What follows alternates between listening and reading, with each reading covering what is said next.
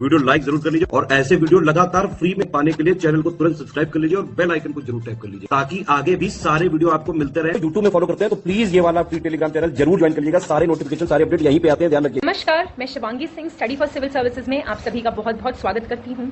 हम आ गए हैं हमारे GS 5 के पॉइंट नंबर 6 पे। पॉइंट नंबर 6 हिंदी माध्यम का ये वीडियो होने वाला है उत्तर प्रदेश की राज्य व्यवस्था से संबंधित। यहाँ की शासन प्रणाली, राज्यपाल, मुख्यमंत्री, मंत्री परिषद, विधानसभा, विधान परिषद, केंद्र राज्य के बीच के संबंध, सब कुछ हम इस एक वीडियो में कवर करेंगे। हिंदी माध्यम में लिखा हुआ, हिंदी माध्यम में समझाया हुआ वीडियो है, आम बोलचाल की भाषा में। आपको ये वीडियो अच्छे से फॉलो करना है, बताई गई बातों को अच्छे से इंप्लीमेंट करके देखना है, कीवर्ड्स लिखने हैं, आंसर राइटिंग प्रैक्टिस करनी है, स्टडी फॉर सिविल सर्विसेज को मजे से फॉलो करते रहना है। इसके अलावा जो लोग भी यूपी PCS 2024 के पेड ग्रुप में इंटरेस्टेड हैं या 2023 के मेंस के पेड ग्रुप में, जहां पे आपको सारा मटेरियल, आंसर राइटिंग की प्रैक्टिस, एस्से राइटिंग, निबंध लेखन का अलग से एक पेड ग्रुप चल रहा है, जो भी जिस भी ग्रुप को ज्वाइन करने में इंटरेस्टेड हैं उनकी डिटेल्स हमारे डिस्क्रिप्शन बॉक्स से ले सकते हैं। बाकी वीडियोस आपके लिए फ्री हैं और फ्री ही रहेंगे। तो शुरुआत कर रहे हैं हम हमारे GS 5 पॉइंट नंबर 6 हिंदी माध्यम का ये वीडियो होगा। शुरुआत हो रही है GS 5.6 के उत्तर प्रदेश की राज्य व्यवस्था, शासन प्रणाली, राज्यपाल, मुख्यमंत्री, मंत्री परिषद, विधानसभा एवं विधान परिषद और केंद्र राज्य संबंध, centre state relations. Important topic है, पॉलिटी से रिलेटेड टॉपिक पे जरूर क्वेश्चन आएगा। आपको करंट अफेयर्स के साथ जोड़ के अपना आंसर बनाना है। इसके साथ साथ सारे अनुच्छेद आपको याद होने चाहिए। जितने भी आर्टिकल्स हैं अगर आपको वो पता है तो एक अच्छा आंसर आप उससे बना पाएंगे डेफिनेटली। और जो भी चीजें हैं, एक पर्टिकुलर जैसे उत्तर प्रदेश की शासन प्रणाली, तो बस वही तरीका, मेरे पास एक ही तरीका है और वही तरीका ठीक है। आप ये चीज पढ़िए, याद कीजिए और फिर रिकॉल करने की कोशिश कीजिए पेपर पे लिख के। बस इस तरीके से ही आपका पूरा प्रिपरेशन जो है उसको एक पुश मिल जाएगा। ठीक है, तो शासन प्रणाली आप जानते हैं संसदीय प्रणाली, पार्लियामेंट्री फॉर्म ऑफ गवर्नमेंट है हमारे भारत में। तो राज्य सरकारों में भी वही प्रणाली लागू होती है, जिसमें सरकार के जो प्रमुख हैं वो कौन है, उसमें मुख्यमंत्री जो हैं वो हेड हैं और राज्य के प्रमुख के रूप में भारत के राष्ट्रपति द्वारा नियुक्त एक राज्यपाल हैं, गवर्नर हैं, जो कि प्रेसिडेंट के समानांतर काम करते हैं राज्य सरकारों में। वो वहां पे क्या बोलते हैं, केंद्र सरकार में आपके जो राष्ट्रपति हैं वो राज्य सरकार में आपके गवर्नर साहब हैं, राज्यपाल साहब हैं। राज्य में द्विसदनीय विधायिका है, मतलब कि बाई कैमरल लेजिस्लेचर है। और उत्तर प्रदेश विधानसभा में कितने सदस्य आएंगे? 403 सदस्य आएंगे। ठीक है, ये चीजें याद रखनी है और ये वाली चीजें लिख के आनी है आपको। कहां कहां है बाई कैमरल लेजिस्लेचर वैसे भी आएगा नीचे, लेकिन आप उस हिसाब से अपना ये लिख के आएंगे। राज्य सरकार क्या क्या करती है? कानून और व्यवस्था देखती है, स्वास्थ्य की देखभाल, शिक्षा, बुनियादी ढांचे का विकास करती है, कृषि और कल्याणकारी कार्यक्रम। वेलफेयर स्टेट है हमारा जो भारत है, वो वेलफेयर स्टेट के कंसेप्ट में बिलीव करता है, कल्याणकारी राज्य में यकीन करता है। इसमें आप राज्य के नीति निर्देशक तत्वों को भी जरूर डाल सकते हैं, उससे संबंधित अनुच्छेद आप मुझे बताएंगे कौन सा है। गांधीयन अनुच्छेद है, गांधी प्रिंसिपल है, वो आप उसको जरूर डाल सकते हैं। ठीक है, इससे संबंधित। अब उत्तर प्रदेश का जो मुख्यमंत्री है वो मंत्री परिषद, काउंसिल ऑफ मिनिस्टर्स का प्रमुख है, हेड है, जो राज्य के दिन प्रतिदिन के प्रशासन के लिए जिम्मेदार होता है। मुख्यमंत्री को राज्यपाल द्वारा नियुक्त किया जाता है। अपॉइंट कौन करते हैं? Under the sign and signature of governor of the state, जैसे कि प्राइम मिनिस्टर को अपॉइंट करते हैं प्रेसिडेंट। और मंत्री परिषद के अन्य सदस्यों के चयन के लिए भी यही जिम्मेदार है, चीफ मिनिस्टर, मुख्यमंत्री। राज्य सरकार को अलग अलग विभाग, डिपार्टमेंट्स में बांटा गया है, जिसमें जो प्रत्येक शासन के लिए एक विशिष्ट क्षेत्र के लिए जिम्मेदार हैं। इन विभागों का नेतृत्व वरिष्ठ सिविल सेवा सेवक करते हैं, जो कि आप बनने वाले हैं, जो राज्य के मुख्य सचिव, ये जनरली एक IAS अधिकारी होते हैं, उनको रिपोर्ट करते हैं।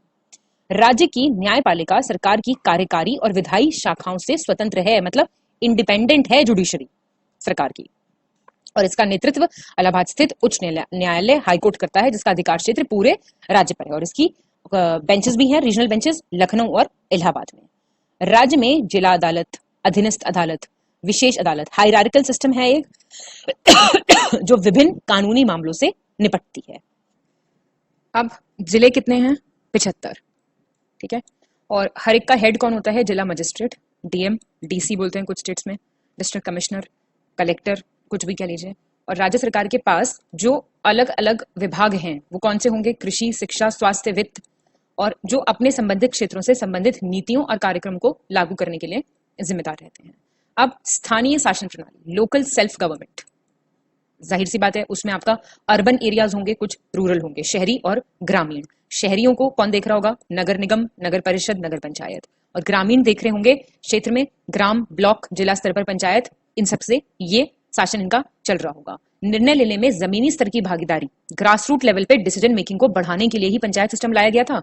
इसके लिए पंचायती राज व्यवस्था जो शासन का एक विकेंद्रित रूप है, डिसेंट्रलाइज्ड फॉर्म है, उसको लागू किया गया है। अब उत्तर प्रदेश की शासन प्रणाली को इस हिसाब से डिजाइन किया गया है कि राज्य को प्रभावी ढंग से प्रशासित किया जा सके और इससे नागरिकों की जरूरतों को पूरा किया जा सके। हालांकि किसी भी प्रणाली की तरह कुछ क्षेत्रों में चुनौतियां और सुधार की गुंजाइश जरूर होती है। कहीं भी अगर आपको चैलेंजेस लिखने हैं, चुनौतियां लिखनी है, तो आपको जो कंक्लूजन है वो फ्यूचरिस्टिक लिखना होगा, आशावादी लिखना होगा। ये मैं आपको पहले भी बता चुकी हूँ, ठीक है? तो आप ओपन आंसर अपना नहीं छोड़ के आएंगे, ये चीज ध्यान रखिएगा। खासकर जितनी भी फ्यूचरिस्टिक कंक्लूजन्स आप लिखेंगे वो इस हिसाब से लिखिएगा, मतलब भविष्यवादी लिखने हैं आपको, आशावादी लिखने हैं सारे कंक्लूजन्स। चाहे कितनी भी प्रॉब्लम से कोई चीज मतलब कोई स्टेट जूझ रहा है, कितने भी चैलेंजेस हैं, कितनी भी प्रॉब्लम्स है, लेकिन आपको उसका सोल्यूशन और उसका आप वो बोलते हैं ना कि we look forward to this, वो आपको लिखना ही लिखना है, ठीक है? शासन और प्रशासनिक संरचना, भाग 6 आप जानते हैं संघीय ढांचे के महत्वपूर्ण हिस्से अर्थात राज्यों से संबंधित है। ये सबसे इंपॉर्टेंट पार्ट है फेडरल फॉर्म ऑफ गवर्नमेंट का, जो इंडिया में फॉलो होती है। अब 152 से 237 तक के अनुच्छेद जो हैं वो राज्यों से संबंधित विभिन्न प्रावधानों का उल्लेख करते हैं। सबसे पहले 153 क्या होगा? देश में प्रत्येक राज्य का एक राज्यपाल होगा, गवर्नर होगा, और एक व्यक्ति 2 या 2 से अधिक राज्यों का भी राज्यपाल बन सकता है, ठीक है? और 155 कौन करेगा राज्यपाल की नियुक्ति? राज्यपाल की नियुक्ति करेंगे राष्ट्रपति। और संविधान के अनुसार राज्यपाल राज्य के संवैधानिक प्रमुख और प्रतिनिधि होते हैं। मतलब क्या हुआ? इसका कॉन्स्टिट्यूशनल हेड और रिप्रेजेंटेटिव होते हैं ये सेंट्रल गवर्नमेंट के। कौन? राज्यपाल, गवर्नर। अब भारतीय राजनीति की जो संघीय प्रणाली का हिस्सा है, जो भारतीय राजनीति है, कौन? गवर्नर। और ये संघ और सरकार के बीच संतुलन स्थापित करने में इनका प्रमुख योगदान होता है, मोस्ट इंपॉर्टेंट, ठीक है? तो जो गवर्नर हैं वो सेंट्रल और स्टेट गवर्नमेंट के बीच में एक ब्रिज का काम करते हैं, कनेक्टिंग लिंक का काम करते हैं, ठीक है? 157 से 158 में राज्यपाल के पद हेतु कुछ अर्हताएं निर्धारित की गई हैं, जो क्या हैं? जाहिर सी बात है, नागरिक होना चाहिए भारत का, ही और she should be the citizen of India. सब मिनिमम एज कितनी होनी चाहिए? 35 वर्ष होनी चाहिए गवर्नर बनने के लिए, ठीक है? और संसद एवं राज्य विधान मंडल के किसी भी सदन का सदस्य नहीं होना चाहिए, और केंद्र अथवा राज्य सरकार के अंतर्गत किसी भी लाभ के पद पर आसीन न हो, ऑफिस ऑफ प्रॉफिट नहीं होल्ड करना चाहिए, तब आप एलिजिबल हैं किसी भी राज्य के राज्यपाल बनने के लिए। अब नियुक्ति कैसे होती है? आप जानते हैं कोई चुनाव नहीं होता है, ना तो कोई चुनाव होता है, ना ही प्रत्यक्ष रूप से जनसाधारण द्वारा किया जाता है, और ना ही कोई विशेष रूप से गठित निर्वाचक मंडल, इलेक्टोरल कॉलेज जो होता है, जैसे प्रेसिडेंट का चुनाव होता है, ऐसा चुनाव नहीं होता राज्यपाल का। इसके विपरीत क्या होता है? राज्यों के जो राज्यपाल होते हैं उनकी नियुक्ति प्रत्यक्ष रूप से राष्ट्रपति करते हैं। अब राष्ट्रपति करते हैं तो इसमें हाथ किसका है? इसमें हाथ है केंद्र सरकार का, जिसकी वजह से वो केंद्र सरकार के प्रतिनिधि हैं, रिप्रेजेंटेटिव हैं सेंट्रल गवर्नमेंट के, राष्ट्रपति के प्रतिनिधि हैं राज्य में। अब संविधान निर्माण के समय मसौदा समिति जो थी, जब उन्होंने ये निर्णय किस पे छोड़ा? संविधान सभा पे छोड़ा, कॉन्स्टिट्यूएंट असेंबली पे छोड़ा कि देश में राज्यपालों के लिए जो चुनाव किए जाने चाहिए या फिर उनका मानांकन किया जाना चाहिए। तो इस विषय में संविधान सभा का ये मानना था कि राज्यपालों के चयन के लिए चुनाव किया जाना चाहिए, लेकिन राज्यपाल और मुख्यमंत्री की शक्तियों के बीच टकराव की आशंका थी। इस कारण राज्यपाल को नामांकन की प्रणाली के लिए अपना लिया गया। कॉन्फ्लिक्ट हो सकता था अगर सेम तरीके से चुनाव होता तो। सामान्यतः कार्यकाल 5 वर्ष होता है, लेकिन इससे पहले आप जानते हैं राष्ट्रपति को इस्तीफा देकर सेवानिवृत्त हो सकते हैं। वे राष्ट्रपति से प्रसाद पर्यंत ही पद पर बने रह सकते हैं। मतलब क्या मतलब हुआ इसका? राष्ट्रपति के प्लेजर से, ही holds office during the pleasure of the president. जब आपको प्रीलिम्स का करवाया था लिस्टिंग वीडियो, उसमें भी टेबल दिए गए थे आपको कि कौन कौन किसको अपना इस्तीफा देता है, कौन कौन ऑफिस होल्ड करता है प्लेजर ऑफ द प्रेसिडेंट में, सब कुछ वहां पे आपको अच्छे से करवाया गया था। तो जो चीजें यहाँ पे आप उसमें से डाल सकते हैं जरूर डालिएगा, ठीक है? अब है आपकी राज्यपाल की भूमिका, रोल ऑफ द गवर्नर। इस पे सवाल जरूर आ सकता है। जो भी हर राज्य के राज्यपाल हैं वो वहां के लोकतांत्रिक रूप से चुनी गई जो सरकार है उसके संचालन में, उसकी स्मूथ फंक्शनिंग में बहुत ही इंपॉर्टेंट रोल प्ले करते हैं। ध्यातव्य है, ये सारी लाइंस लिखनी है आपको, जो भारत संविधान का अनुच्छेद है 153 से 162, इसमें पूरा राज्यपाल की भूमिकाओं का वर्णन अच्छे से किया गया है। अब राज्य के राज्यपाल की जो भूमिका है वो कमोबेश देश के राष्ट्रपति के समान ही होती है, ऑलमोस्ट पैरेलल है दोनों की पावर्स, लेकिन राज्यपाल सामान्यतः राज्यों के लिए राष्ट्रपति जैसी भूमिका का ही निर्वाह करते हैं। वो as an agent of central government ही काम करते हैं। अब जो भाग, अब किस तरीके का काम है राज्यपाल का, उसे डिवाइड किया गया है 4 पार्ट्स में। कार्यकारी एग्जीक्यूटिव, आपका विधायी लेजिस्लेटिव फंक्शंस, वित्तीय फाइनेंशियल फंक्शंस और न्यायिक जुडिशियल फंक्शंस। ये 4 पार्ट्स में अगर मान लीजिए क्वेश्चन आता भी है तो आप इन्हीं 4 पार्ट्स में पॉइंट्स की फॉर्म में ही आंसर लिख के आइएगा, उससे आपका आंसर बेटर बनेगा। ठीक है, इतनी बातें क्लियर हो गई। चलिए, तो अब आप कार्यकारी शक्तियां देख लीजिए, जो राज्यपाल की एग्जीक्यूटिव पावर्स हैं, पावर्स कह लीजिए, फंक्शंस कह लीजिए, वो देख लीजिए। काफी इंपॉर्टेंट काम है क्योंकि संवैधानिक प्रमुख हैं, कॉन्स्टिट्यूशनल हेड हैं, तो इसमें बहुमत प्राप्त दल के नेता को राज्य के मुख्यमंत्री के रूप में चुनना। जब मान लीजिए चुनाव हुए, चुनाव में मेजॉरिटी पार्टी लीडर को अपॉइंट करना, वो किसका काम है? वो राज्यपाल का काम है। राज्य के मंत्रिमंडल, काउंसिल ऑफ मिनिस्टर्स का गठन करना, उसमें मुख्यमंत्री की सहायता करना, ये सब भी शामिल है। इसके अलावा राज्य के महाधिवक्ता, राज्य लोक जो भी एसपीएससीज हैं, स्टेट पब्लिक सर्विस कमीशन हैं, एडवोकेट जनरल हैं स्टेट के, इन सबके सदस्य, इन सबके अध्यक्षों की जो नियुक्ति है वो भी राज्यपाल ही करते हैं। ये सब जो है अपॉइंट होते हैं under the sign of the governor. ठीक है, ये वाली तो जितनी भी एग्जीक्यूटिव पावर्स हैं उसमें आप अपॉइंटमेंट्स इंपॉर्टेंट, अब सबसे पहले तो मुख्यमंत्री का अपॉइंटमेंट लिखना है आपको, और बाकी भी जो आपको पता है वो सारी चीजें आप इसमें लिख सकते हैं। फिर आती हैं विधायी शक्तियां, लेजिस्लेटिव पावर्स।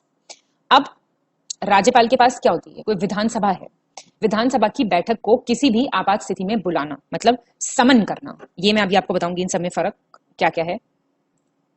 समन करना, स्थगित करना, ये सब अधिकार किसके पास है? ये गवर्नर के पास अधिकार है। या फिर दोनों सदनों की संयुक्त बैठक को बुलाना, ज्वाइंट सिटिंग। कौन सा आर्टिकल है? आर्टिकल बताओ जरा कमेंट करके। जो राज्य की विधानसभा है उसमें पारित कोई भी विधेयक को रद्द कर सकते हैं, ये समीक्षा के लिए वापस भेज सकते हैं, रिव्यू के लिए राष्ट्रपति के पास भेजने के लिए रिजर्व कर सकते हैं किसी भी बिल को। ये सारे अधिकार किसके पास हैं? ये सारे अधिकार हैं आपके गवर्नर के पास। इसका मतलब कोई भी राज्य की जो विधानसभा है उसमें कोई विधेयक जो पारित होगा वो राज्यपाल की अनुमति के बिना नहीं बिल बन सकता, नहीं एक्ट बन सकता। तो राज्य में आपातकाल के दौरान जब इमरजेंसी लगी होती है तो अध्यादेश जारी करने की शक्ति किसके पास है? वो भी राज्यपाल के पास है। Ordinance making power of the governor. ठीक है, तो ऑर्डिनेंस मेकिंग जो पावर है वो एक और इंपॉर्टेंट पावर है गवर्नर की, ये आपको याद रखना है। ठीक है, तो ये कुछ ऐसी चीजें हैं जो आपको सारी चीजें याद रखनी ही रखनी है। ऑर्डिनेंस, ये आपको जॉइंट सिटिंग का आर्टिकल मुझे बताना है, और इसका कौन सा आर्टिकल हो जाएगा? इसका आर्टिकल है गवर्नर कर सकते हैं, प्रेसिडेंट का तो 1, 2, 3 है ऑर्डिनेंस मेकिंग पावर, इनका क्या हो जाएगा? 2, 1, 3, ऐसे याद कर लीजिए गवर्नर का। ठीक है, ये आपको याद रखना है। और आप ये चीज याद रखिएगा, ये डिस्क्रिशनरी पावर नहीं है इनकी, ये कॉन्स्टिट्यूशनल पावर है, कॉन्स्टिट्यूशन में दी हुई है ये पावर्स। ठीक है, तो आर्टिकल 123, आर्टिकल 213 आपको याद रखने हैं, और ज्वाइंट सिटिंग का आर्टिकल मुझे बता दीजिए आप। सारे आर्टिकल मैं आपको बताती रहूंगी तो फिर फायदा नहीं। फिर कुछ आती हैं फाइनेंशियल पावर्स, मतलब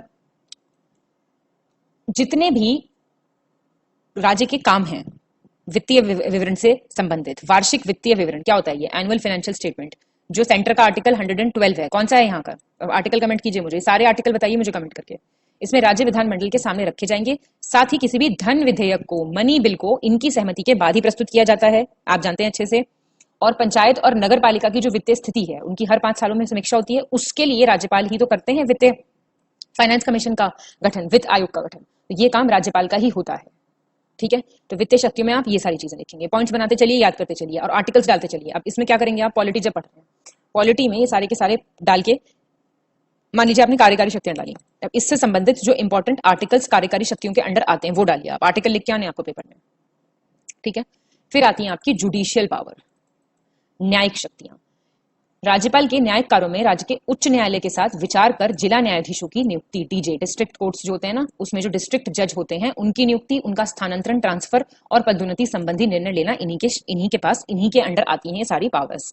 वह राज्य न्यायिक आयोग से जुड़े लोगों की भी नियुक्ति करते हैं, तो आपको ये भी लिख के आना है। याद रहेंगी इतनी बातें, इसमें कुछ मुश्किल नहीं है, बहुत आराम से प्रिपेयर हो जाएगा ये। अब आ गई देखिए आपकी राज्यपाल की विवेकाधीन शक्तियां, डिस्क्रिशनरी पावर्स, वेरी इंपॉर्टेंट। एक होता है कॉन्स्टिट्यूशनल डिस्क्रिशन और एक होता है सिचुएशनल डिस्क्रिशन। संवैधानिक विवेकाधीन शक्तियां क्या हैं? और आपका एक होता है परिस्थिति के हिसाब से।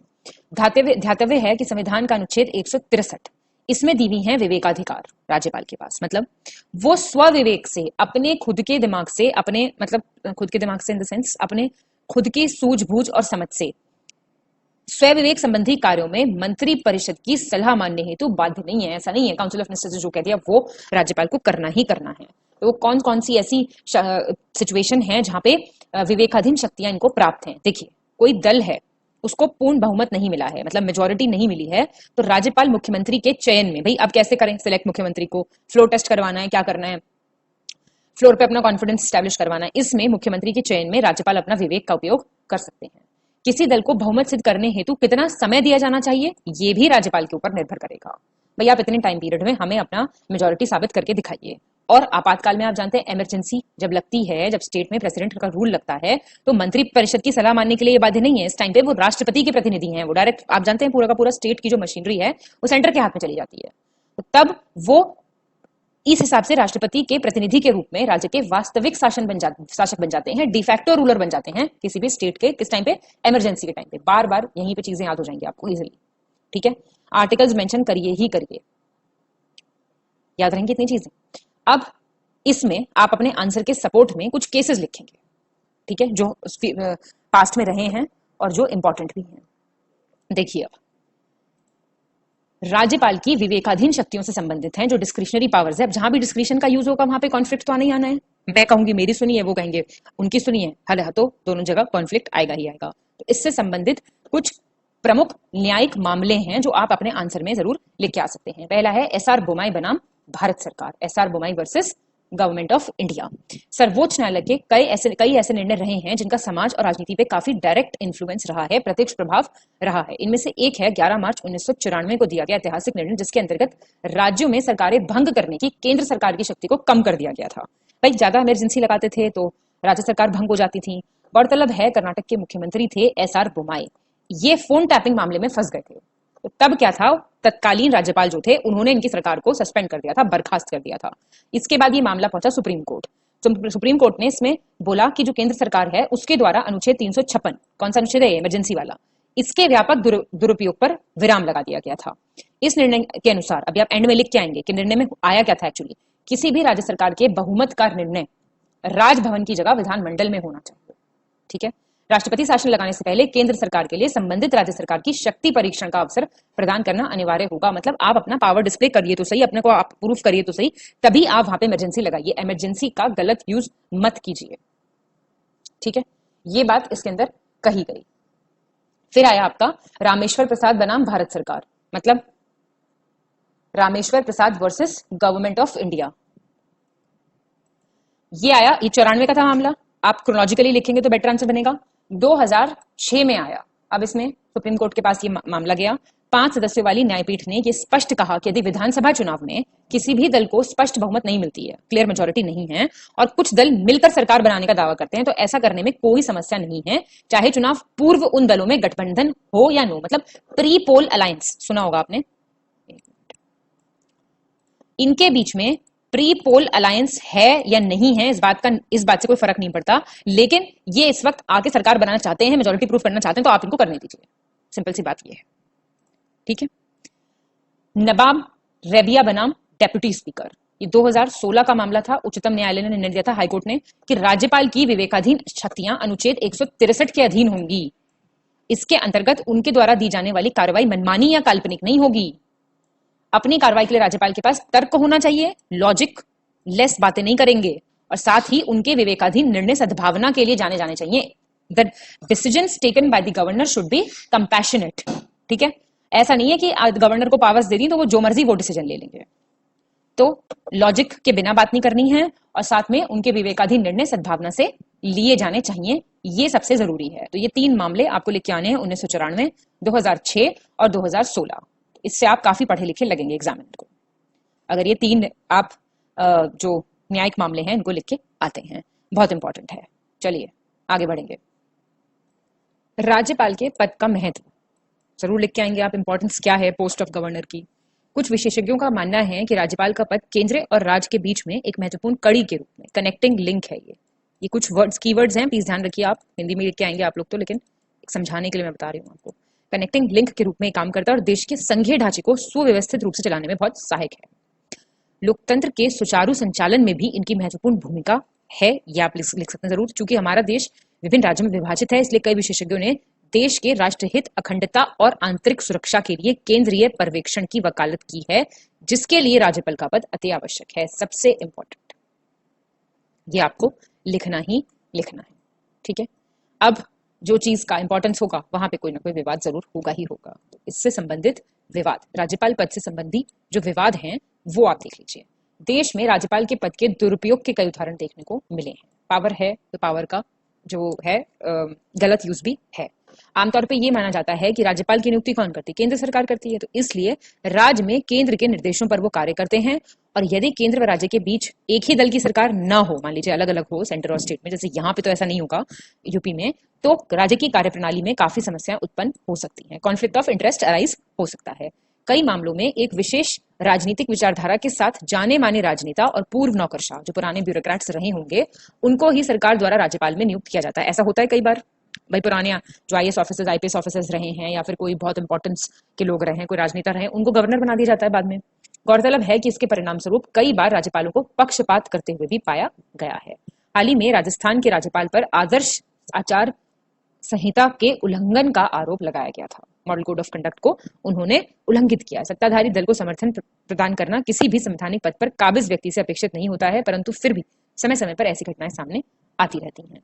राज्य में चुनावों के बाद सरकार बनाने के लिए सबसे बड़े राजनीतिक दल या गठन को आमंत्रित करने हेतु जो राज्यपाल की विवेकाधीन शक्तियां हैं उसके अवसर पर किसी विशेष राजनीतिक दल के पक्ष में दुरुपयोग किया गया है, ऐसा भी देखा गया है। और कार्यकाल की समाप्ति से पहले ही राज्यपाल को पद से हटाना, आप जानते हैं कितना ज्यादा, आप जब प्रीलिम्स में पढ़ते होंगे तो सबसे ज्यादा तो क्वेश्चन राज्यपाल के होते हैं। हमने टेस्ट सीरीज में भी करे हैं कि ये उस स्टेट के मैच द फॉलोइंग में, ठीक है, वही तो काफी हटाए जाते हैं, काफी बनाए जाते हैं। राज्यपाल को इस आधार पर नहीं हटाया जा सकता कि वो केंद्र की सत्ता में मौजूद दल की नीतियों और विचारधाराओं के साथ तालमेल नहीं रख पा रहे हैं। तो ये एक आप लाइन लिख के आ सकते हैं। ठीक है, तो ये सारी चीजें हैं जो आपने देखी। तो अब देखेंगे हम मुख्यमंत्री, चीफ मिनिस्टर। 164 आर्टिकल याद रखना है आपको। इसमें क्या कहता है 164 आर्टिकल के जो मुख्यमंत्री की नियुक्ति है वो कौन करेंगे? वो राज्यपाल करेंगे। जैसे प्राइम मिनिस्टर की कौन करते हैं? राष्ट्रपति करते हैं। अब परंपरागत रूप से जो विधानसभा चुनाव होंगे उसमें एक बहुमत प्राप्त राजनीतिक दल, उसके जो नेता होंगे, मेजोरिटी पार्टी जिसने मेजोरिटी सीट्स जिसने विन करी हैं, उस पार्टी के जो लीडर होंगे उनको मुख्यमंत्री के रूप में नियुक्त किया जा सकता है। राज्य स्तर पर राज्यपाल के पास नाम मात्र का कार्यकारी अधिकार होगा, लेकिन जो वास्तविक हैं, जो एक्चुअल हैं, ये तो नॉमिनल हेड हैं, स्टेट के नॉमिनल हेड बोलेंगे ना इनको, तो जो रियल हेड हैं, रियल एग्जीक्यूटिव पावर्स जिनके पास हैं, वो किसके पास है? मुख्यमंत्री के पास है। हालांकि राज्यपाल को प्राप्त विवेकाधीन जो अधिकार हैं, कुछ डिस्क्रिशनरी पावर्स हमने ऊपर देखी थी, उसके कारण राज्य प्रशासन में मुख्यमंत्री की शक्ति, अधिकार, प्रभाव, प्रतिष्ठा और भूमिका कुछ हद तक कम हो जाते हैं, क्योंकि कुछ डिस्क्रिशनरी पावर्स गवर्नर के पास अवेलेबल है। एक ऐसा व्यक्ति जो राज्य विधानसभा का सदस्य नहीं है, मान लीजिए, उसको भी चुना जा सकता है मुख्यमंत्री के रूप में, लेकिन उसको 6 महीने के अंदर अंदर उसे विधानसभा की सदस्यता ग्रहण करनी होगी, और ऐसा नहीं अगर होता है तो उनको त्याग देना पड़ेगा मुख्यमंत्री पद से। ऐसे ही मुख्यमंत्री प्राइम मिनिस्टर जो बनता है उनको भी किसी एक हाउस से अपना एक हाउस का मेंबर होना इंपॉर्टेंट है। ठीक है, मुख्यमंत्री का कार्यकाल निश्चित नहीं है, आप जानते हैं, वो राज्यपद के प्रसाद पर्यंत ही पद धारण करते हैं। राज्यपाल द्वारा उन्हें तब तक बर्खास्त नहीं किया जा सकता जब तक उन्हें विधानसभा में बहुमत प्राप्त है। यदि मुख्यमंत्री विधानसभा में विश्वास मत प्राप्त करने में, विश्वास मत क्या है? वोट ऑफ कॉन्फिडेंस, इसे प्राप्त करने में सफल न हो तो उन्हें उनके लिए त्यागपत्र देना अनिवार्य हो जाता है, अन्यथा राज्यपाल को उन्हें बर्खास्त करने के अधिकार होंगे। तो ये इंट्रोडक्शन हो गया आपका मुख्यमंत्री का। अब मुख्यमंत्री की कुछ शक्तियां हैं, कुछ कार्य हैं। राज्यपाल द्वारा केवल उन्हीं व्यक्तियों को, जाहिर सी बात है, देखिए अब यहाँ पे आपको हमें लगेगा अरे राज्यपाल के पास तो बड़ी शक्तियां हैं, नहीं, ऐसा नहीं है। राज्यपाल उन्हीं लोगों को करेंगे नियुक्त जो मुख्यमंत्री जिनके लिए सिफारिश करेंगे। जो आप हमने देखा था ना, जो सारे अपॉइंटमेंट्स करते हैं गवर्नर, वो सारे अपॉइंटमेंट्स पीछे से मुख्यमंत्री ही करवाएंगे। मंत्रियों के बीच में जो विभागों का आवंटन होता है या फेरबदल होता है, जो पोर्टफोलियो डिस्ट्रीब्यूशन का काम होता है, वो भी मुख्यमंत्री ही करते हैं। मंत्री परिषद के प्रमुख होते हैं, काउंसिल ऑफ मिनिस्टर्स के हेड होते हैं, तो पद से इस्तीफा देकर मंत्री परिषद का भी ये विघटन कर सकते हैं। वो बोलते हैं ना, they sail and sink together. संविधान के अनुच्छेद 167 के तहत राज्यपाल और राज्य मंत्री परिषद के बीच मुख्यमंत्री एक कड़ी के रूप में काम करते हैं। आपने देखा था गवर्नर किस किस के बीच के कनेक्टिंग लिंक है?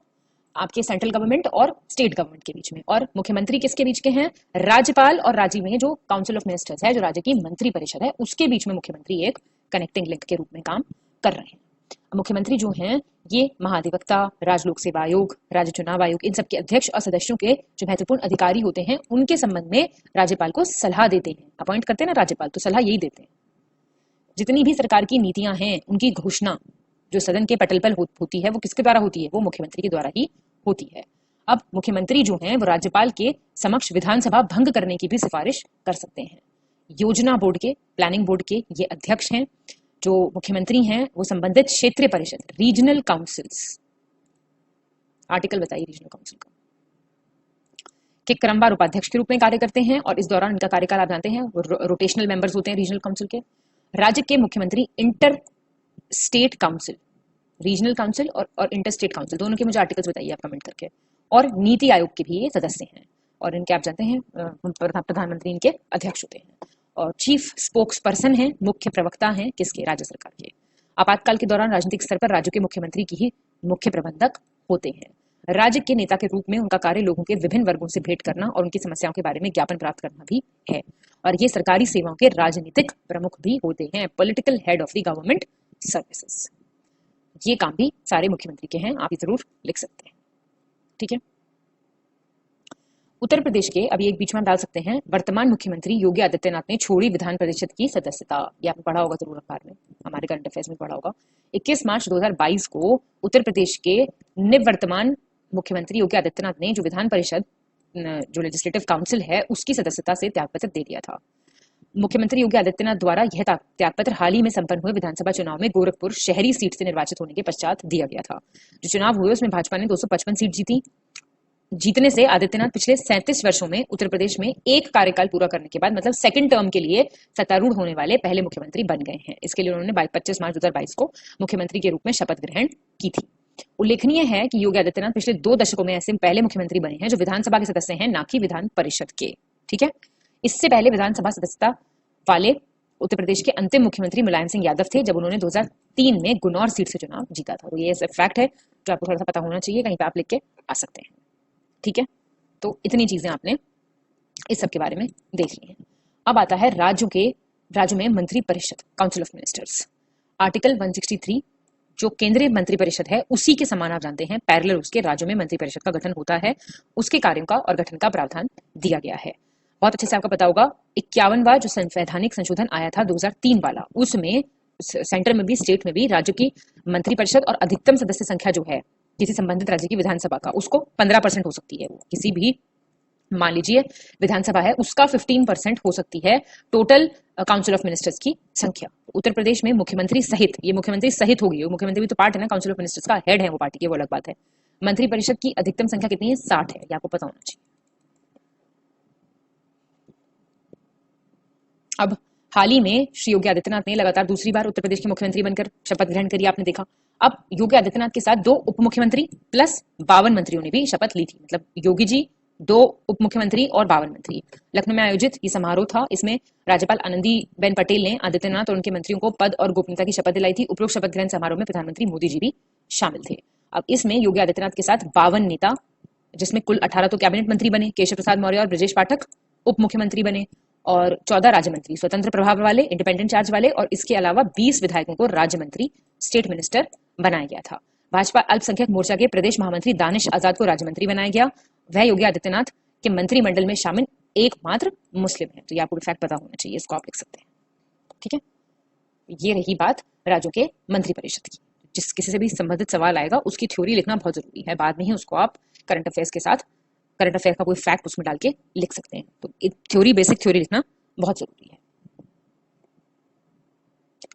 अब आते हैं राज्यों के द्विसदनीय विधानमंडल, जो बाई कैमरल लेजिस्लेचर्स हैं, जहां पे या जो हैं बाई कैमरल, उनके बारे में हम पढ़ेंगे। अब भारतीय संविधान में द्विसदनीय प्रणाली के अंतर्गत देश में क्या है? संसद में 2 सदन है, एक तो लोकसभा और एक Rajya Sabha. Rajya Sabha upper house, Lok Sabha lower house. इस पक्ष में तर्क दिया गया था कि राज्यसभा उच्च सदन के रूप में होने से लोकसभा की कार्रवाई या फिर कार्यवाहियों पर नियंत्रण रखने और जल्दबाजी में लिए गए निर्णयों को सुधारने का एक और अवसर मिल जाता है। भाई जाहिर सी बात है, जब ऊपर एक चेक का काम करता है, अकेला एक हाउस काम कर रहा है, उसके ऊपर राज्यसभा है, वो चेक रख पा रहा है उसके ऊपर। इस प्रणाली के तहत राज्यों में भी इसी सेम को स्टेट में भी अप्लाई किया गया। उसमें आपकी विधानसभा और विधान परिषद, लेजिस्लेटिव असेंबली और लेजिस्लेटिव काउंसिल, इसके रूप में 2 सदन की परिकल्पना प्रस्तुत की गई। अब संविधान का जो छठा भाग है उसमें अनुच्छेद 168 से 212 तक राज्य विधानमंडल 2 सदन, इसके गठन की बात हुई है। उनका कार्यकाल कितना होगा, नियुक्तियां कैसे होंगी, चुनाव कैसे होंगे, प्रिविलेजेस क्या होंगे, विशेषाधिकार क्या होंगे, शक्तियां क्या होंगी, इसकी व्याख्या यहाँ से यहाँ तक की गई है। अब इसके अनुसार क्या होगा, विधान परिषद उच्च सदन के रूप में राज्य विधानमंडल का स्थायी अंग होगा, परमानेंट। वर्तमान में 6 राज्य ऐसे हैं जहां पे आपकी द्विसदनीय प्रणाली लगती है। कौन कौन से, आंध्र प्रदेश, बिहार, कर्नाटका, महाराष्ट्र, तेलंगाना और उत्तर प्रदेश। मतलब इसमें विधान परिषद भी है, लेजिस्लेटिव काउंसिल भी है। और पहले जम्मू कश्मीर के पास भी थी, पर अब जम्मू कश्मीर यूटी बन गया है, केंद्र शासित प्रदेश बन गया है, पहले राज्य था। अब संविधान के जो अनुच्छेद हैं 169, 171 क्लॉज 1, 171 क्लॉज 2, इसमें जो है, जो सारा आपका ऑर्गेनाइजेशन है, सारा स्ट्रक्चर है, गठन और संरचना से जितने जुड़े प्रावधान हैं विधान परिषद के, वो इसमें दिए हुए। ठीक है, संविधान के अनुच्छेद 169 में किसी राज्य में विधान परिषद के उत्साधन या सृजन का प्रावधान किया गया है, मतलब बन सकती है या डिसॉल्व हो सकती है। और 171 जो है वो इनकी संरचना, स्ट्रक्चर क्या होगी, कितने मेंबर्स होंगे, क्या रहेगा, उससे संबंधित ये अनुच्छेद है। अब जो संविधान का अनुच्छेद है 169, उसके अनुसार राज्यों को विधान परिषद के गठन अथवा विघटन करने का अधिकार है। राज्यों को है ये अधिकार, वो कहीं पे बना सकती है सेकंड लेजिस्लेचर और कहीं पे हटा सकती है। इसके लिए क्या होगा, इसके लिए विधेयक जो होगा, बिल जो होगा, उसको विधानसभा में स्पेशल मेजोरिटी, विशेष बहुमत से पारित होना अनिवार्य होगा। ये मेजोरिटी मेरे हिसाब से आपने पढ़ी होंगी, बहुमत। सर का लेक्चर एक बहुत बढ़िया, किसी ने नहीं पढ़ी तो उसमें रिवाइज कर लो आप हल्का सा, क्योंकि कॉन्सेप्ट क्लियर होने बहुत जरूरी है। तो विधानसभा के सुझाव पे विधान परिषद के निर्माण व समाप्ति के संदर्भ में अंतिम निर्णय कौन लेगा, संसद। राज्य तो विधेयक पारित करेंगे, राज्य रिक्वेस्ट करेंगे, रिक्वेस्ट इन द सेंस विधेयक पारित करेंगे। अब विधानसभा से पारित विधेयक यदि सदन के दोनों सदनों में बहुमत से पास हो जाता है, तब इस विधेयक को राष्ट्रपति के पास सिग्नेचर के लिए भेजा जाएगा। अब राष्ट्रपति साइन कर देंगे मान लीजिए, तो विधान परिषद के जिसके लिए भी कराए, गठन के या विघटन के लिए, उसको फिर संवैधानिक मान्यता प्राप्त हो जाएगी। उपरोक्त प्रक्रिया के दौरान संविधान में आए परिवर्तनों को अनुच्छेद 368 के तहत, क्या है 368, कॉन्स्टिट्यूशनल अमेंडमेंट जो है, संविधान का संशोधन, उसमें नहीं माना जाएगा ये। इसलिए इसका प्रोसीजर क्लियर है। राज्य उठाएंगे इस मुद्दे को, फिर वो अंतिम जो बात चलेगी वो पार्लियामेंट की चलेगी। लेकिन जाहिर सी बात है, जब राज्य करती हैं ऐसा कोई बिल पास, तो वो बिल पास हो ही जाता है। मतलब कोई ऐसा लेजिस्लेचर लाती हैं तो वो बिल पास आमतौर पे कर ही दिया जाता है। ठीक है, इतनी बात क्लियर हो गई। अब यहाँ पे आप उत्तर प्रदेश विधानसभा की संरचना देखेंगे। ये तो आपने देख लिया कैसे बनती है, क्या है, द्विसदनीय विधानमंडल है क्या। यहाँ पे आप उत्तर प्रदेश विधानसभा की संरचना देखेंगे। उत्तर प्रदेश विधानसभा द्विसदनीय है, विधानमंडल का निचला सदन है, लोअर हाउस है। लेजिस्लेटिव असेंबली जो है यूपी की, it is the lower house. इसमें 403 निर्वाचित सदस्य हैं। अब 67 तक क्या था, एक आंग्ल भारतीय सदस्य। आंग्ल भारतीय जनरली कौन होता था, जिसकी पैटर्नल लिंक, उसका पैतृक लिंक है, वो ब्रिटेन से रहता था। वो यहाँ पे आके रह रहा है, यहाँ के बस गया है, यहाँ की शादी कर ली है, बच्चे बच्चे हो गए हैं, वो अलग बात है, लेकिन उसका जो रूट्स हैं वो ब्रिटेन में है, तो वो होता था एंग्लो इंडियन। ठीक है, तो एक एंग्लो इंडियन आंग्ल भारतीय सदस्य को सम्मिलित किया जाता था। तो सदस्यों की संख्या जो थी टोटल, वो 431 थी। अब क्या होता है, 67 के बाद विधानसभा की संख्या 426 हो गई। फिर क्या होगा, 2000 में क्या हुआ था, उत्तराखंड बन गया था, तो सदस्यता फिर घट गई, 403 हो गई। इसमें सभी सदस्य निर्वाचित हैं। विधानसभा का कार्यकाल 5 वर्ष है, और यदि वह इससे पूर्व विघटित ना हो गई हो तो 5 वर्ष तक चलती है ना। प्रथम विधानसभा का गठन कब हुआ, इंपॉर्टेंट है, डेट आप लिख के आएंगे, अच्छा लगेगा, 8 मार्च 1952। तब से इसका गठन 18 बार हो चुका है। तो जो अब है फिलहाल, ये 18th लेजिस्लेटिव असेंबली चल रही है 11 मार्च 2022 से। क्लियर। अब गठन के उपरांत हुए प्रथम सत्र तथा प्रत्येक वर्ष के प्रथम सत्र के आरंभ में क्या होता है आप जानते हैं, राज्यपाल जो हैं वो विधानमंडल के एक साथ संवेद दोनों सदस्यों को संबोधित करते हैं, एड्रेस करते हैं। तदुपरांत आवश्यकता अनुसार राज्यपाल पुनः विधानमंडल को आहूत करते हैं, सम्मन करते हैं। अध्यक्ष एवं उपाध्यक्ष का निर्वाचन मान सदस्य स्वयं से करते हैं, मतलब जितने भी सदस्य हैं वो उनमें से होता है ना, आप जानते होंगे अध्यक्ष और जो उपाध्यक्ष होते हैं वो अमंगस्ट दी मेंबर्स में से सिलेक्ट होते हैं। उत्तर प्रदेश विधानसभा एवं विधान परिषद के सदन भवन कहाँ है, ऐतिहासिक लखनऊ में। माननीय योगी आदित्यनाथ 25 मार्च 2022 से प्रदेश के मुख्यमंत्री एवं नेता हैं सदन के। माननीय श्री सतीश महाना 2022 से अध्यक्ष विधानसभा हैं, और माननीय श्री अखिलेश यादव नेता विरोधी दल हैं, ऑपोजिशन के लीडर हैं। ठीक है, 26 मार्च से। ये सारी चीजें हैं जो आपको थोड़ी सी याद रखनी है, लिखने में काम आएंगी, आंसर बढ़िया बन जाएगा इससे आपका। ठीक है, अब सदस्यों का निर्वाचन कैसे होता है। विधानसभा सदस्यों का निर्वाचन प्रादेशिक निर्वाचन क्षेत्रों में वयस्क मताधिकार अडल्ट सफरेज के आधार पर होता है, और प्रत्यक्ष निर्वाचन प्रणाली द्वारा होता है, system of single transferable vote system. राज्य विधानसभा के निर्वाचन के संचालन का दायित्व किसके पास है, भारत के निर्वाचन आयोग के पास है। ये एक लाइन आप लिख के आ सकते हैं। सदस्य आप कैसे बन सकते हैं? अनुच्छेद 163 कहता है इसके बारे में, 73 कहता है इसके बारे में, सॉरी। योग्यताएं क्या होंगी? वो भारत का नागरिक हो और कम से कम आयु कितनी हो? 25 वर्ष हो। ठीक है। आरक्षित सीटें जो रिजर्व सीट्स हैं वो कितनी हैं? अनुच्छेद 332 के अंतर्गत विधानसभा में जनसंख्या के आधार पर, पॉपुलेशन का है बेसिस, याद रखिएगा, पॉपुलेशन के आधार पर अनुसूचित जातियां, अनुसूचित जनजातियों के लिए जो आरक्षण है उसका प्रावधान किया गया है। तो कितनी है उत्तर प्रदेश में विधानसभा में? 84 सीट तो हैं एससी और 2 सीटें हैं एसटी, एसटीज के लिए, और 84 हैं एससीज के लिए। तो ये आपको एक चीज याद रखनी है। ठीक है। अब सदस्यों का जो कार्यकाल है वो क्या है? अब जो अनुच्छेद 172 है, अनुच्छेद लिखना आपको हर जगह, अनुच्छेद लिखने से ना, वही मेरी पुरानी बातें, पढ़े लिखे लगोगे बहुत ज्यादा। ठीक है।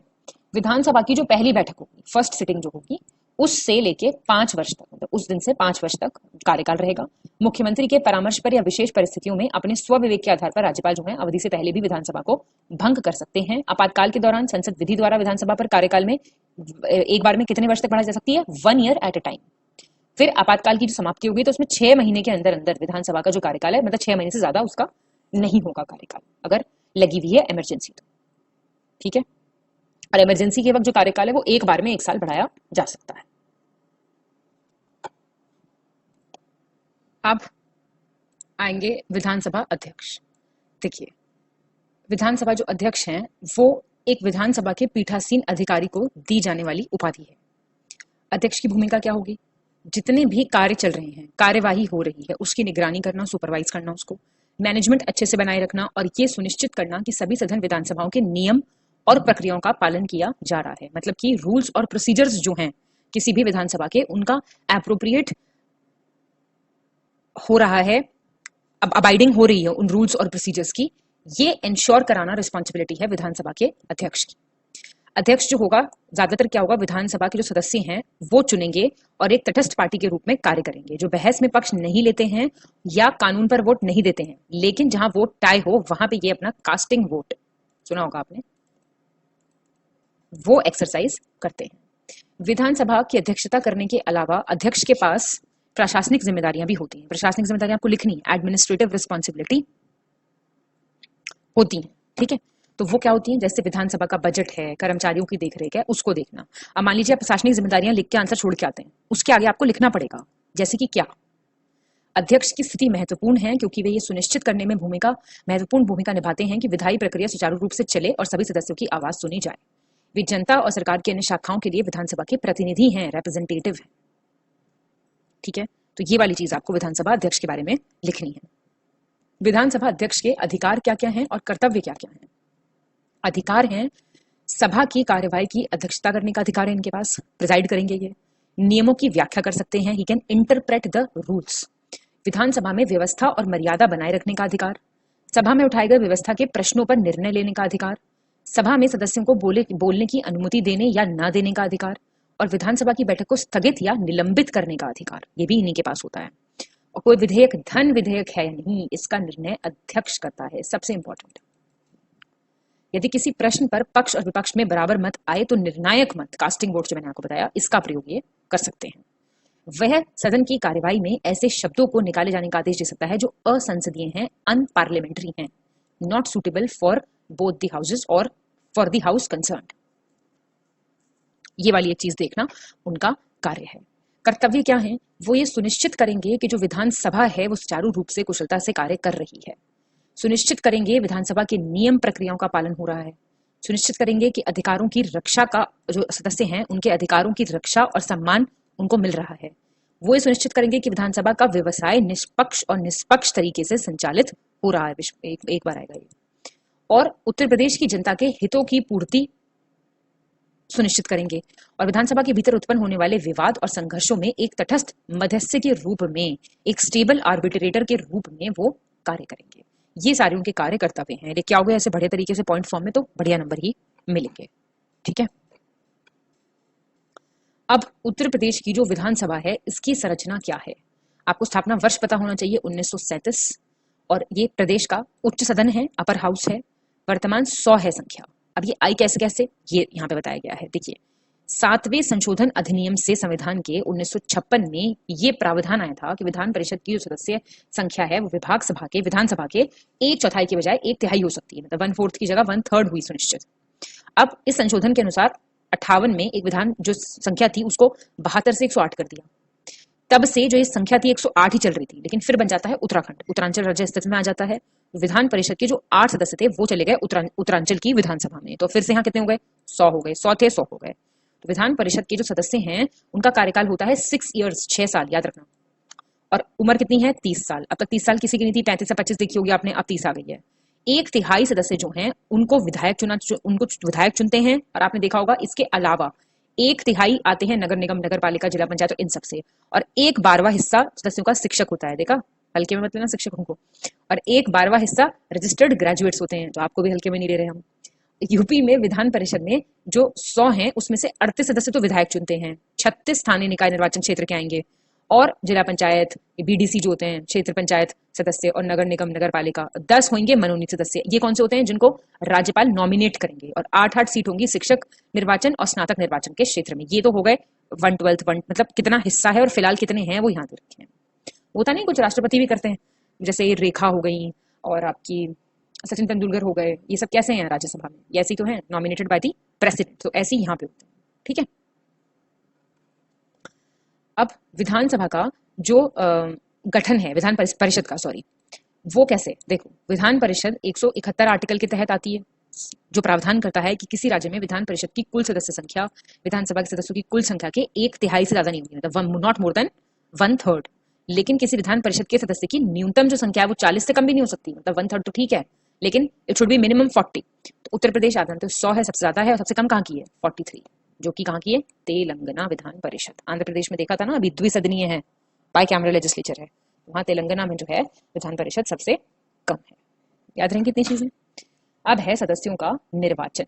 ये आर्टिकल 173 क्लॉज 3 कहता है कि विधान परिषद के जो सदस्य हैं उनका चुनाव अप्रत्यक्ष रूप से अनुपातिक प्रतिनिधित्व पद्धति, system of proportional representation, bye means of single transferable vote, एकल संक्रमणीय मत प्रणाली, इससे किया जाता है। ये लिख के आने हैं लंबे लंबे वर्ड्स। तो कुल 4 प्रकार के निर्वाचक मंडल एक निश्चित अनुपात में विधान परिषदों के चुनाव करते हैं, और जो बाकी के होंगे वो देखिए समाज सेवा, कला, विज्ञान, इन सब क्षेत्र में उत्कृष्ट योगदान के कारण राज्यपाल द्वारा मनोनीत किए जाते हैं। लिख के आनी है लाइन्स, रटते रहो, समझते रहो और रटते रहो। ठीक है, सदस्यों की अर्हता 173 देखता है आर्टिकल, क्या है? भारत का नागरिक, 30 वर्ष, अभी ऊपर देखा आपने। ऐसी अन्य अर्हता रखता है जो कि संसद द्वारा निर्मित किसी विधि द्वारा विहित हो, मतलब जो भी रूल्स संसद बनाए वो इसमें आ सकती हैं। और आरपीए एक्ट जो है, लोक प्रतिनिधित्व अधिनियम 1951, रिप्रेजेंटेशन ऑफ पीपल एक्ट, उसके अनुसार विधान परिषद के निर्वाचित सदस्य को उस राज्य की किसी विधानसभा का, सुनिए अब क्या होना चाहिए, जो वो राज्य है उस विधानसभा के निर्वाचन क्षेत्र का निर्वाचक होना चाहिए, तथा जो मनोनीत है सदस्य वो उस राज्य के निवासी होने चाहिए जिस विधान परिषद का वो सदस्य बनना चाहते हैं। ऐसा नहीं किसी और स्टेट के आके नहीं, भाई यूपी की बात हो रही है तो भाई मिलना भी चाहिए यूपी वालों की रिप्रेजेंटेशन, बात भी ठीक है, स्टेट की बात हो रही है। तो ये वाले पॉइंट्स याद रखना जरूर से, ठीक है? याद रहेंगे इतनी बातें तो याद रख सकते हो, कोई दिक्कत नहीं। फिर है आपका कार्यकाल। अब देखिए आप, ये जो विधान परिषद है ये स्थायी है, ये डिसॉल्व नहीं होती, विघटित नहीं होती, बल्कि इसके 1/3 सदस्य हर 2 वर्ष पे 1/3 एवरी 2 years अवकाश ग्रहण कर लेंगे, तो उनके स्थान पे उतने ही नए सदस्य निर्वाचित हो जाएंगे। तो प्रत्येक सदस्य का कार्यकाल लगभग हो गया 6 वर्ष। अब 182 अनुच्छेद के अनुसार विधान परिषद में एक सभापति तथा एक उपसभापति होगा। इनके कार्य व अधिकार वही होंगे जो राज्य विधानसभा के सभापति और उपसभापति के होते हैं। विधानमंडल के दोनों सदस्यों के सदस्य अपना पद ग्रहण करने से पहले राज्यपाल या राज्यपाल द्वारा नियुक्त कोई व्यक्ति उसके सम्मुख संविधान के प्रति श्रद्धा और निष्ठा की शपथ लेंगे। होगी इतनी बात क्लियर? ठीक है, तो ये हो गया आपका कार्यकाल। अब आप देखेंगे केंद्र राज्य में संबंध, ठीक है, सेंटर स्टेट रिलेशंस। वर्तमान में आप जानते हैं भारतीय संघ, India the union of states, आप जानते हैं कनाडा के संविधान से लिया गया है। ये जो हमारा फेडरल स्कीम ऑफ गवर्नमेंट है, संघीय प्रणाली जो है हमारी, 28 राज्य हैं, 8 केंद्र शासित प्रदेश हैं। ये लेटेस्ट डेटा है। संविधान द्वारा, भारतीय संविधान के द्वारा केंद्र और राज्यों में शक्तियों का विभाजन है, डिस्ट्रीब्यूशन ऑफ पावर्स है और सेपरेशन ऑफ पावर्स भी है। और इसके अंतर्गत संघ और राज्य के पारस्परिक संबंधों का अध्ययन, जो इनके म्यूचुअल रिलेशन है, वो आपके इन 3 हेडिंग्स के अंडर आप कर सकते हैं। विधायी संबंध, प्रशासनिक संबंध और वित्तीय संबंध सबसे इंपॉर्टेंट। आप ऐसे ही हेडिंग डाल के लेके आएंगे तो ही आपका आंसर बढ़िया जाएगा। ठीक है, तो ये सारे संबंध हम अभी एक एक करके अच्छे से पढ़ लेंगे। ठीक है, चलिए अब देख लेंगे हम विधायी संबंध। इसमें क्या होता है, जितने भी विधायी संबंध हैं, जिन सब्जेक्ट्स पे सेंटर और स्टेट लॉ बना सकती है, उसको गवर्न करती हैं हमारी 3 लिस्ट या 3 सूचियां। संघ सूची, यूनियन लिस्ट, राज्य सूची, स्टेट लिस्ट, और एक होती है आपकी समवर्ती सूची जिसको बोलते हैं कॉनकरेंट लिस्ट। इसमें डिवाइडेड है सब्जेक्ट्स, उन पे लॉज बनाती है सेंट्रल गवर्नमेंट और स्टेट गवर्नमेंट। अब जो ये संघ सूची है, इसमें करीब मेरे ख्याल से 100 हैं, आई एम नॉट रॉन्ग। ये आप देख सकते हैं कितने कितने ये हैं आपके सब्जेक्ट्स वगैरह कितने हैं। ये आप जानते होंगे ये 7th शेड्यूल में है। स्टेट लिस्ट में करीब शायद 61 है, इसमें 100 के करीब हैं, और समवर्ती जो सूची है इसमें आते हैं आपके 52। ये 7th शेड्यूल है कॉन्स्टिट्यूशन का, ये आपको याद रखना है। ठीक है जी। और संघ सूची जो है इसमें नेशनल इंपॉर्टेंस के जो मुद्दे हैं, राष्ट्रीय महत्व के जो मुद्दे हैं उनको रखा गया है।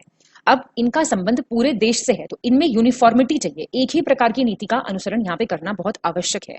इस सूची में विषयों पर संघीय संसद को कानून बनाने का अधिकार है। इसमें जो प्रमुख विषय हैं, कुछ एग्जाम्पल तो लिखे आओगे ना, रक्षा व वैदेशिक मामले, युद्ध व संधिकरण, देशीयकरण, नागरिकता, विदेशियों का आना जाना, रेल, बंदरगाह, हवाई मार्ग, डाक, तार, टेलीफोन, मुद्रा निर्माण, बैंकिंग, बीमा, ये सब आएगा, क्योंकि इस पे एक पॉलिसी चाहिए आपको, यूनिफॉर्म पॉलिसी चाहिए। फिर आपकी आती है राज्य सूची। इस सूची में जो वो विषय होंगे जो क्षेत्रीय महत्व के होंगे, जो रीजनल इंपॉर्टेंस के मुद्दे हैं, उनका जो विधि निर्माण होगा वो अधिकतर राज्यों की व्यवस्थापिका को ही प्राप्त होगा, जैसे कि पुलिस, न्याय, जेल। अब देखिए कृषि है, जब पूरे देश में एग्रीकल्चर सेम नहीं है तो सब पूरे देश के लिए कानून कैसे सेम हो सकता है। इसलिए हर स्टेट गवर्नमेंट अपनी अपनी सहूलियत, हर जगह मानसून अलग टाइम पे आता है, कहीं पे बारिश ज्यादा है, कहीं पे कम है, कहीं सूखा पड़ता है, ऐसी चीजें इस स्टेट लिस्ट में रखी हुई है। स्थानीय स्वशासन हो गया, सार्वजनिक स्वास्थ्य हो गया, जेल हो गया, पुलिस हो गया, न्याय हो गया, सिंचाई हो गया, सड़कें हो गया, ये सब आपको मिलेगा राज्य सूची में। फिर आपकी आती है समवर्ती सूची, कॉन्करेंट लिस्ट। इस पे संघ और राज्य दोनों ही कानून बना सकते हैं, दोनों को अधिकार है। लेकिन अगर किसी विषय पे संघ और राज्य ने कानून बनाया और उसमें एक दूसरे के परस्पर विरोधी कानून बन गया, तो संघ का जो मान्यता है ना, अपर हैंड जो है वो संघ का होगा। ठीक है, इस सूची में क्या होंगे, फौजदारी विधि तथा प्रक्रिया, निवारक निरोध, विवाह और विवाह विच्छेद, कारखाने, श्रमिक संघ, आर्थिक सामाजिक योजना, सामाजिक सुरक्षा और सामाजिक बीमा, शिक्षा, जनसंख्या नियंत्रण, परिवार नियोजन, वन, फॉरेस्ट साइंस में। तो ये सारे आपके आते हैं कॉन्करेंट लिस्ट में। ठीक है, संसद की जो राज्य सूची है उसके विषयों पर कानून निर्माण की शक्ति। अब कौन सी बात हुई है, स्टेट लिस्ट पे कानून, अब यहाँ पे तो आपने नहीं देखा, यहाँ पे तो स्टेट वही बना रही है, तो यहाँ पे इसके बारे में पढ़ेंगे हम। कई बार राष्ट्रहित और एकता की दृष्टि से संसद कुछ विशेष परिस्थितियों में राज्य सूची पर भी कानून निर्माण कर सकती है, और वो विशेष परिस्थितियां क्या क्या हैं अभी देख लेते हैं हम। 249 आर्टिकल जो है, अगर राज्यसभा 2/3 बहुमत से किसी प्रस्ताव को स्वीकार कर लेती है तो राज्य सूची का कोई विषय राष्ट्र महत्व का है तो वहां पे संसद को पूरा अधिकार है कि वहां पे वो विधि बना सकती है। अगर मान लीजिए 2 या 2 से राज्य हैं, चलिए भैया अब हमसे तो मैटर सॉर्ट हो नहीं रहा, हम चलते हैं पार्लियामेंट, तो 2 या 2 से अधिक राज्य के विधानमंडल प्रस्ताव पास करें और ये इच्छा व्यक्त करें कि राज्य सूची के विषय पर आइए प्लीज संसद आप हमारे लिए कानून बनाइए, तो उन राज्यों के लिए उन समस्त विषयों के लिए अधिनियम बनाने का अधिकार भी संसद को प्राप्त हो जाएगा। कोई संकट काल है, उसकी घोषणा की स्थिति हो गई है, तो राज्य की जितनी भी समस्त शक्तियां आप जानते हैं विधायी स्तर पे, वो भारतीय संसद को अधिकार प्राप्त हो जाता है। तो यदि संघ सरकार ने विदेशी राज्यों से कोई संधि की है, इस संधि का उनको पालन कराना है, फॉरेन ट्रीटी है कोई, तो संघ सरकार को संपूर्ण भारत की सीमा क्षेत्र के अंतर्गत किसी भी विषय पे नियम बनाने का अधिकार है, अगर किसी फॉरेन ट्रीटी को अबाइड करवाना है तो। और अगर किसी राज्य में संवैधानिक संकट उत्पन्न हो गया है, कॉन्स्टिट्यूशनल क्राइसिस हो गया है, या फिर संवैधानिक तत्व विफल हो गए, तो आप जानते हैं प्रेसिडेंट रूल लग जाता है, वहां पे विधानमंडल के जितने अधिकार हैं वो ऑटोमेटिकली ही पार्लियामेंट के पास ट्रांसफर हो जाते हैं। ठीक है जी, ये आप ऑलरेडी देख चुके हैं। अब अनुच्छेद 304 ख, इसमें कुछ ऐसे विधेयक हैं जिनके संबंध में राज्य विधानमंडल में प्रस्तावित किए जाने से पूर्व राष्ट्रपति की ऑलरेडी रिकमेंडेशन, पूर्व स्वीकृति आवश्यक है। जैसे वे विधेयक जिनके द्वारा सार्वजनिक हित की दृष्टि से उस राज्य के अंदर या बाहर व्यापार, वाणिज्य या मेलजोल पे प्रतिबंध लगाए जाते हैं, अगर इंटरस्टेट ट्रेड, कॉमर्स ये सब पूरा है, तो ऑलरेडी वो विधेयक जो है वो राष्ट्रपति की सहमति से ही प्रस्तुत होंगे। और जो गवर्नर हैं उनके पास एक शक्ति है कि वो राज्य की व्यवस्थापिका द्वारा पारित किसी भी विधेयक को आप जानते हैं रिजर्व कर सकते हैं राष्ट्रपति के विचार के लिए। अब राज्य द्वारा संपत्ति के अधिग्रहण, ऐसे मामले, वो भी राज्यपाल कर सकते हैं, राष्ट्रपति स्वीकृति के लिए भेजना उनके लिए जरूरी है। इस स्थिति में राष्ट्रपति क्या करेंगे? अपने विवेक, अपने सूझबूझ से उन्हें स्वीकार करेंगे, नहीं करेंगे, जो भी है मतलब। तो इसका मतलब ये स्पष्ट है कि संविधान द्वारा साधारणतया संघ तथा राज्यों को अलग अलग विषयों पर कानून निर्माण शक्ति प्रदान है, लेकिन विशेष परिस्थितियों में संघ सरकार बॉस है राज्य सरकार के ऊपर। ऐसे कि मेरा मतलब ये क्रक्स है इस बात का, ठीक है। तो ये चीज आप लिख के आ सकते हो अपने पेपर में, है ना। फिर आते हैं आपके प्रशासनिक संबंध, एडमिनिस्ट्रेटिव रिलेशनशिप्स। किताब है दुर्गादास बसु, डीडी बसु, देखिए किसी ने, खतरनाक सी किताब है बहुत।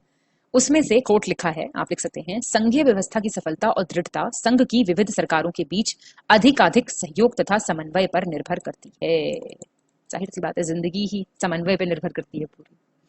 भारतीय संविधान के जो निर्माता थे वो ये बात जानते थे, इसी कारण इस बात पे ध्यान रखा गया था कि संघ और राज्यों के बीच जो संघर्ष की संभावना है ना, कॉन्फ्लिक्ट जो है, उसको कम से कम किया जाए। राज्य सरकारों पे संघीय शासन के नियंत्रण की व्यवस्था किस तरीके से है, किस आधार पे है, वो हम देख लेंगे। अनुच्छेद 256 आप जानते हैं, प्रत्येक राज्य की कार्यपालिका शक्ति का प्रयोग इस प्रकार होगा कि संसद का जो अब भैया देखिए, आप भी कानून बना रहे हो, अब देखिए संसद किस सारे राज्यों से मिलकर संसद बन रही है, जाहिर सी बात है सेंट्रल गवर्नमेंट का ही पार्ट है, स्टेट गवर्नमेंट भी। अब सेंट्रल गवर्नमेंट कोई कानून बना रही है, स्टेट गवर्नमेंट कोई कानून बना रही है, दोनों में इस तरीके से कानून बनने चाहिए कि संसद जो कानून बना रही है उसके पालन, उस कानून का जो पालन है वो एंश्योर्ड रहे। 257 कहता है कि जितने भी राज्य हैं उनमें जो कार्यपालिका शक्ति है उस तरीके से प्लीज उस पावर को यूज कीजिए कि संघ की जो कार्यपालिका शक्ति है उसमें बाधा ना पड़े, उसके प्रतिकूल प्रभाव ना पड़े, और इस संबंध में संघ की कार्यपालिका द्वारा राज्य को निर्देश दिए जा सकेंगे। जो संघीय सरकार है वो राज्य सरकारों को कोई भी कार्य सौंप सकती है, भाई बिल्कुल सौंप सकती है, बॉस तो बॉस है। यदि राज्य सरकारों उसे पूरा ना करें तो राष्ट्रपति को अधिकार है कि भैया वो संकटकालीन स्थिति की घोषणा करें और सारा शासन अपने हाथों में ले लें। अखिल भारतीय सेवाएं, ऑल इंडिया सर्विसेज, आर्टिकल जल्दी बताओ 312, सही बताया मैंने, गलत बताया? इसकी जो व्यवस्था है वो संघ और राज्य सरकार दोनों के लिए सामान्य है। आप जानते हैं आईएएस, आईपीएस, आईएफएस, ये 3 ऑल इंडिया सर्विसेज हैं, तो इन सेवाओं पर संघीय सरकार का विशेष नियंत्रण है।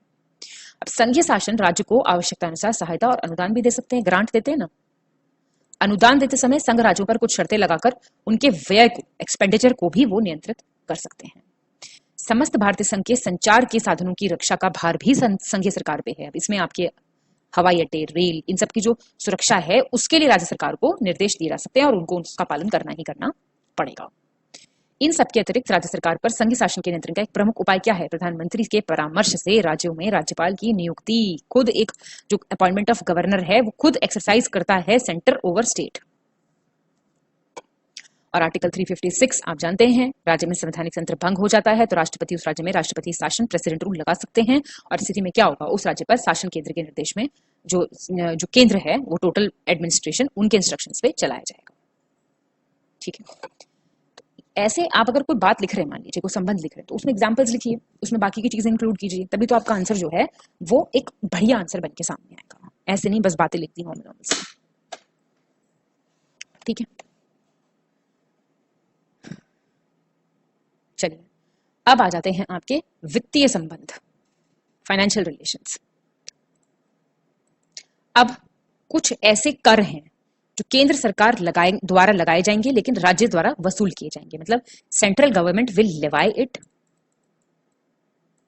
और कलेक्टेड बाय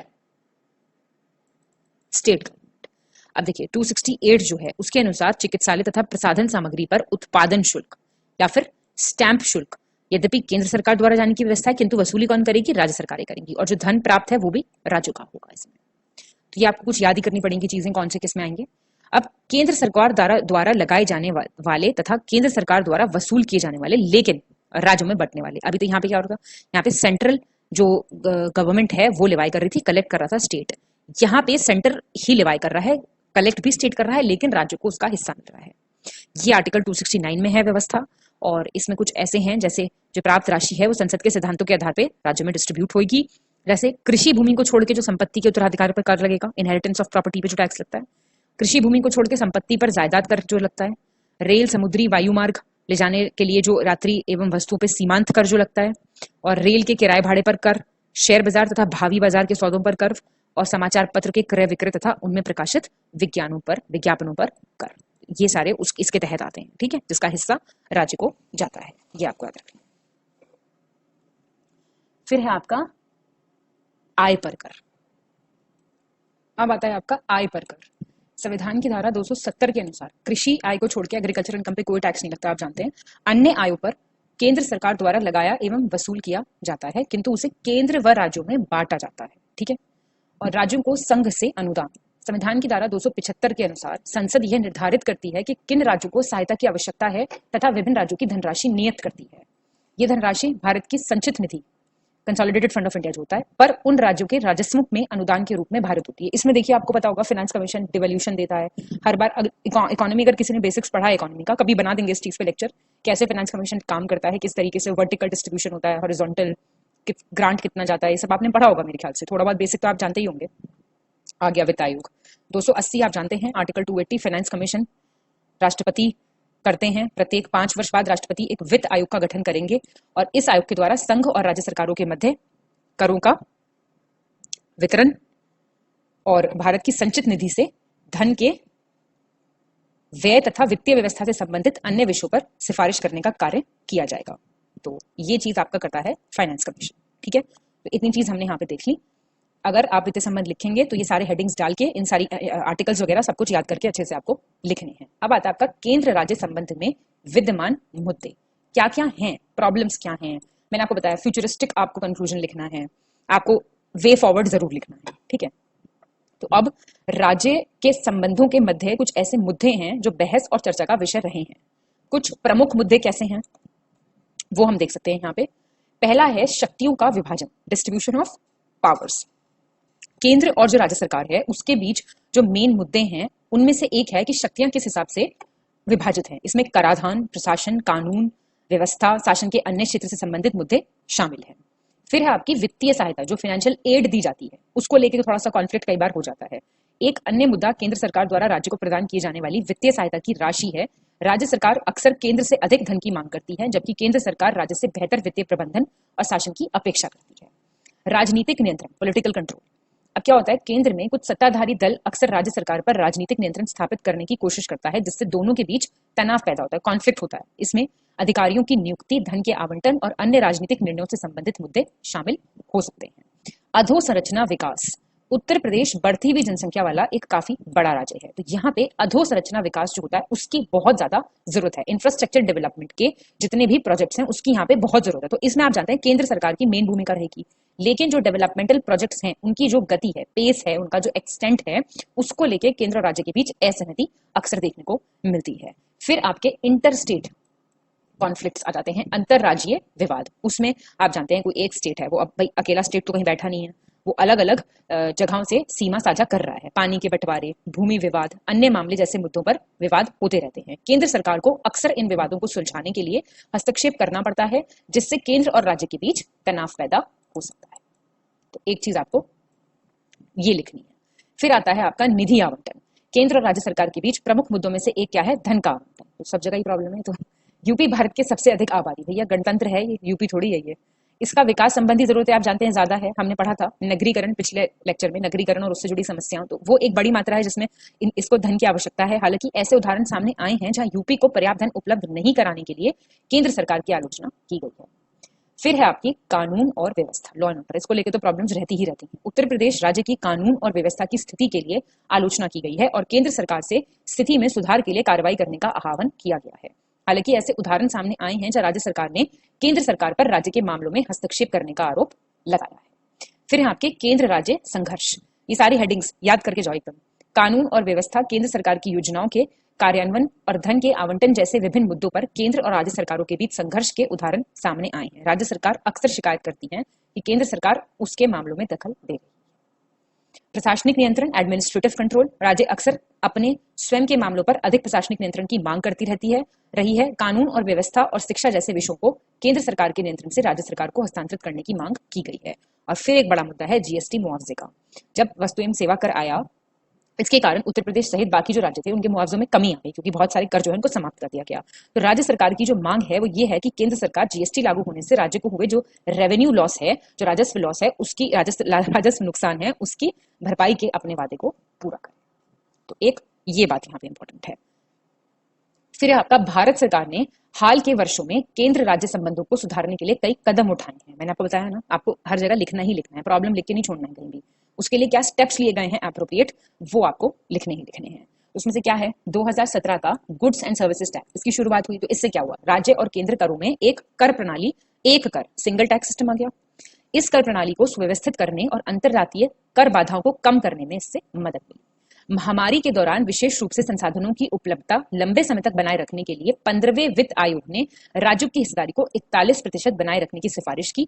यह 2021 हमारी रिपोर्ट में दी गई सिफारिश जैसी है और इस राशि वितरण पूल के 42% के समान स्तर पर वैसा है जैसे कि 14वें वित्त आयोग द्वारा अनुशंसित है। हालांकि इसमें जम्मू कश्मीर की स्थिति में बदलाव आया क्योंकि वो केंद्र शासित प्रदेश बन गया, तो वहां से 1% जो था उसका जो आवश्यक समायोजन था वो भी किया गया। फिर है आपका 2015 में NITI Aayog, national institution for transformation. ये डेफिनेशन लिखा ना भूल जाते हैं बच्चों को, नीति आयोग पढ़ते हुए फुल फॉर्म ही नहीं पता होती क्या है।